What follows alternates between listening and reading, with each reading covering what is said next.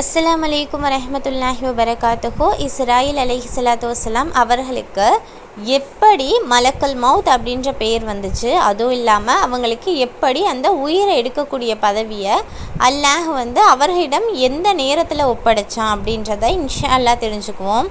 அல்லாஹ் தாலா ஆதம் அலைஹிஸ்ஸலாத்து வஸ்ஸலாமை படைக்கலான்னு முடிவெடுத்ததுக்கு அப்புறம் ஜிப்ரீல் அலைஹிஸ்ஸலாத்து வஸ்ஸலாமை கூப்பிட்டு, ஜிப்ரீலே நீங்கள் பூமிக்கு போயிட்டு மண்ணை எடுத்துகிட்டு வாங்க, அதில் தான் நான் ஆதமை படைக்க போகிறேன்னு சொல்லிவிட்டு ஜிப்ரீல் அலைஹிஸ்ஸலாத்து வஸ்ஸலாமை பூமிக்கு அனுப்பி வைக்கிறாங்க. ஜிப்ரீல் அலைஹிஸ்ஸலாத்து வஸ்ஸலாமை பூமிக்கு வராங்க, மண் எடுக்கலான்னு போகிறாங்க. அந்த மண் ஆனால் என்ன பண்ணுது, என்னை நீங்கள் எடுத்துகிட்டு போகாதீங்க, ஏன்னா இந்த மண்ணால் செய்கிற மக்கள் எப்படி இருப்பாங்கன்னா, இந்த மண்ணால் செய்கிற மனிதன் பெரும்பாலும் பாவம் செய்யக்கூடியவனாக இருப்பான், அதனால நான் நரகத்துக்கு போகிற மாதிரி ஆகிடும், நீங்கள் எடுக்காதீங்கன்னு சொல்லிச்சான்.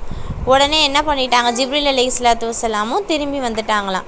மறுபடியும் அல்லாஹ் தாலா கேட்குறானா, ஜிப்ரீலே எங்கே மண் எடுத்துகிட்டு வரலையான்னு. அதுக்கு மண் சொன்ன பதிலை அல்லாஹ் கிட்ட ஜிப்ரீல் அலைஹிஸ்ஸலாத்து வஸ்ஸலாம் சொன்னாங்களாம். இரண்டாவதாக சூர் ஊதக்கூடிய மலக்கு இருக்காங்களா, இஸ்ராஃபீல் அலைஹிஸ்ஸலாத்து வஸ்ஸலாம், அவங்கள அல்லாஹ் தாலா அனுப்பி வைக்கிறான், நீங்கள் போய் மண்ணை எடுத்துகிட்டு வாங்கன்னு.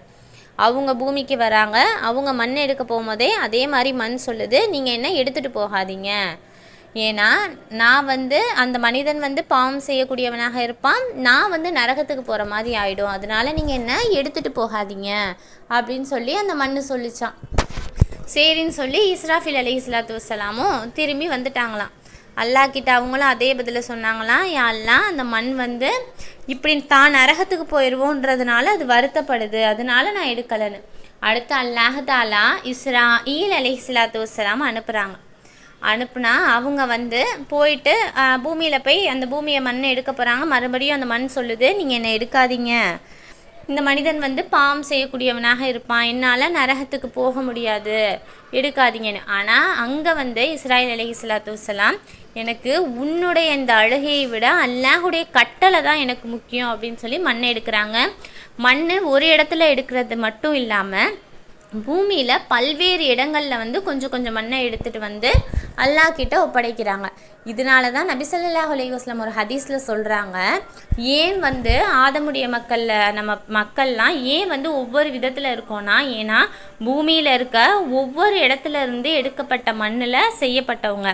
அதனால தான் சில பேர் குட்டையாக இருக்காங்க, சில பேர் உயரமாக இருக்காங்க, சில பேர் வெள்ளையாக இருக்காங்க, சில பேர் கருப்பாக இருக்காங்க அப்படின்னு நபி ஸல்லல்லாஹு அலைஹி வஸல்லம் சொல்லியிருக்காங்க. சரி, இப்போ இஸ்ராயில் அலைஹிஸ்ஸலாத்து வஸ்ஸலாம் மண்ணை எடுத்துகிட்டு போய் அல்லாஹ் கிட்ட கொடுக்குறாங்க.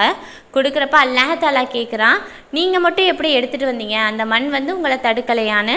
அதுக்கு இஸ்ராயில் அலைஹிஸ்ஸலாத்து வஸ்ஸலாம் சொன்னாங்க, யா அல்லாஹ் அந்த மண்ணுடைய அழுகையை விட எனக்கு உன்னுடைய கட்டளை தான் பெருசாக தெரிஞ்சிச்சுன்னு.